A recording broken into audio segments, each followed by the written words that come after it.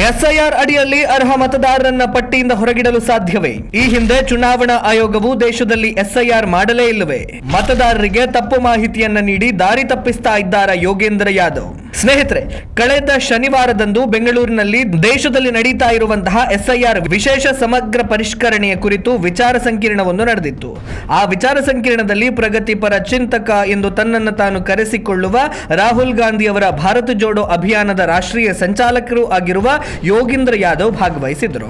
ಅವರು ಈ ವಿಚಾರ ಸಂಕಿರಣದಲ್ಲಿ ಮಾತನಾಡ್ತಾ, ದೇಶದಲ್ಲಿ ಈಗ ನಡೀತಾ ಇರುವಂತಹ ಎಸ್ಐಆರ್ ಪ್ರಕ್ರಿಯೆಯು ಮತದಾರರ ಪಟ್ಟಿ ಪರಿಷ್ಕರಣೆ ಅಲ್ಲ, ಮತದಾರರನ್ನ ತೆಗೆದುಹಾಕುವ ಉದ್ದೇಶದೊಂದಿಗೆ ತಯಾರು ಮಾಡುವ ಹೊಸ ಪಟ್ಟಿ ಎಂದು ಹೇಳಿದರು.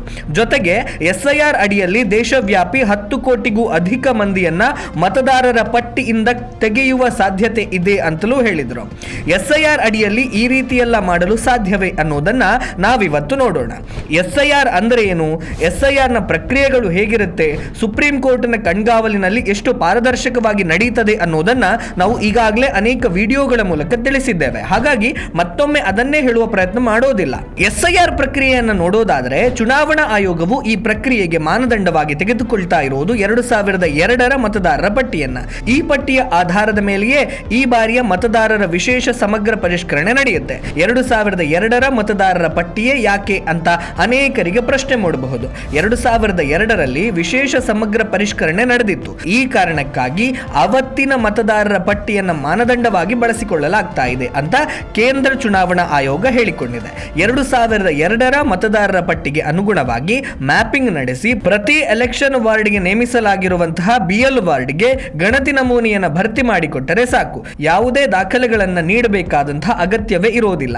ನಾವು ಸಲ್ಲಿಸುವ ಗಣತಿ ನಮೂನೆಯ ಆಧಾರದಲ್ಲಿ ಮತದಾರರ ಕರಡು ಪಟ್ಟಿಯನ್ನು ರಚಿಸಲಾಗುತ್ತೆ. ಒಂದು ವೇಳೆ ಈ ಪಟ್ಟಿಯಲ್ಲಿ ಹೆಸರು ಡಿಲೀಟ್ ಆಗಿದ್ದರೆ ಆಕ್ಷೇಪಣೆಯನ್ನು ಸಲ್ಲಿಸುವ ಅವಕಾಶ ಕೂಡ ಇದೆ. ಮತದಾರರ ಅಂತಿಮ ಪಟ್ಟಿ ಬರುವವರೆಗೂ ಆಕ್ಷೇಪಣೆ ಸಲ್ಲಿಸಲು ಅವಕಾಶವನ್ನ ಚುನಾವಣಾ ಆಯೋಗ ಕಲ್ಪಿಸಿದೆ. ನಮ್ಮಲ್ಲಿರುವಂತಹ ಸೂಕ್ತ ದಾಖಲೆಗಳನ್ನು ನೀಡಿದ್ರೆ ಸಾಕಾಗುತ್ತೆ. ಈಗ ನೀವೇ ಹೇಳಿ, ಈ ಪ್ರಕ್ರಿಯೆಯಲ್ಲಿ ಅರ್ಹ ಮತದಾರರ ಹೆಸರನ್ನ ತೆಗೆದುಹಾಕಲು ಸಾಧ್ಯವೇ? ಅಂದಹಾಗೆ ದೇಶದಲ್ಲಿ ಎಸ್ಐಆರ್ ಇದೇ ಮೊದಲ ಬಾರಿ ನಡೀತಾ ಇರೋದಾ?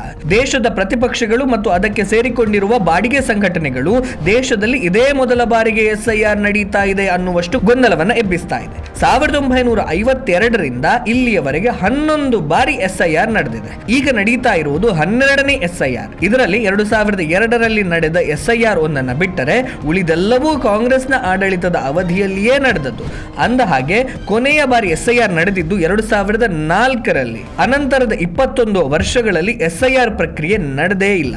ಕಾಲಕಾಲಕ್ಕೆ ವಿಶೇಷ ಪರಿಷ್ಕರಣೆ ನಡೆಸಬೇಕು ಅಂತ ಹೇಳಿ ಭಾರತದ ಸಂವಿಧಾನದ ಅಡಿಯಲ್ಲಿ ಬರುವಂತಹ ಪ್ರಜಾಪ್ರತಿನಿಧಿ ಕಾಯ್ದೆ 1950ರ ಸೆಕ್ಷನ್ 21 ಕೂಡ ಹೇಳುತ್ತೆ, ಅರ್ಹ ಮತದಾರರು ಒಂದು ವೇಳೆ ತಮ್ಮ ಮತದಾನದ ಹಕ್ಕನ್ನು ಕಳೆದುಕೊಂಡರೆ ಕೋರ್ಟಿಗೆ ಹೋಗುವ ಅವಕಾಶ ಕೂಡ ಇದೆ. ಎಸ್ಐಆರ್ ನಡೆಸ್ತಾ ಇರೋದು ಮತದಾರರ ಪಟ್ಟಿಯನ್ನು ಪರಿಷ್ಕರಣೆ ಮಾಡಲು ಹೊರತು ಅರ್ಹ ಮತದಾರರ ಹೆಸರುಗಳನ್ನ ಡಿಲೀಟ್ ಮಾಡುವುದಕ್ಕಲ್ಲ. ಕಳೆದ ವರ್ಷ ಬಿಹಾರದಲ್ಲಿ ನಡೆದಿದ್ದಂತಹ ಎಸ್ಐಆರ್ ಪ್ರಕ್ರಿಯೆಯಲ್ಲಿ 65 ಲಕ್ಷ ಮತದಾರರ ಹೆಸರನ್ನ ಪಟ್ಟಿಯಿಂದ ಹೊರಗಿಡಲಾಗಿತ್ತು ಮತ್ತು ಅದಕ್ಕೆ ಸೂಕ್ತ ಕಾರಣಗಳನ್ನು ಕೂಡ ಚುನಾವಣಾ ಆಯೋಗ ಕೊಟ್ಟಿತ್ತು. ಒಂದು ವೇಳೆ ಮತದಾರರು ವಿಶೇಷ ಸಮಗ್ರ ಪರಿಷ್ಕರಣೆಯ ನಂತರ ಪಟ್ಟಿಯಿಂದ ಹೊರಗುಳಿದರೆ ಅದಕ್ಕೆ 4 ಕಾರಣಗಳು ಇರುತ್ತೆ. ಒಂದನೆಯದು ಅಕ್ರಮ ವಲಸಿಗರಿಗೆ ಮತದಾರ ಸೌಲಭ್ಯ ಕೊಟ್ಟಿರೋದು. ಎರಡನೆಯದು ಮೃತಪಟ್ಟವರ ಹೆಸರುಗಳನ್ನ ಪಟ್ಟಿಯಿಂದ ತೆಗೆಯದೇ ಇರೋದು. ಮೂರನೆಯದು ಒಂದಕ್ಕಿಂತ ಹೆಚ್ಚು ಕಡೆ ಮತದಾರರ ಪಟ್ಟಿಯಲ್ಲಿ ನೋಂದಾಯಿಸಿಕೊಂಡಿರೋದು. ಮತ್ತು 4ನೆಯದು ಗಣತಿ ನಮೂನೆ ಪತ್ರಕವನ್ನ ವಾಪಸ್ ಕೊಡದೇ ಇರುವಂತದ್ದು. ಕರ್ನಾಟಕದಲ್ಲಿ ಈಗಾಗಲೇ ಎಸ್ಐಆರ್ಗೆ ಸಂಬಂಧಿಸಿದ ಮ್ಯಾಪಿಂಗ್ ಕಾರ್ಯಗಳು ನಡೀತಾ ಇದೆ. ಮುಂದಿನ ತಿಂಗಳಿನಲ್ಲಿ ಎಸ್ಐಆರ್ ಪ್ರಕ್ರಿಯೆ ಶುರುವಾಗುತ್ತೆ. ಈ ಸಮಯದಲ್ಲಿ ಇದೇ ರೀತಿಯ ಅಪಚಾರಗಳು, ಗಣತಿ ನಮೂನೆಯ ಪತ್ರಗಳನ್ನು ಸ್ವೀಕರಿಸಬೇಡಿ ಅನ್ನುವಂತಹ ಅಪಪ್ರಚಾರಗಳು ಜೋರಾಗುವ ಸಾಧ್ಯತೆ ಇದೆ.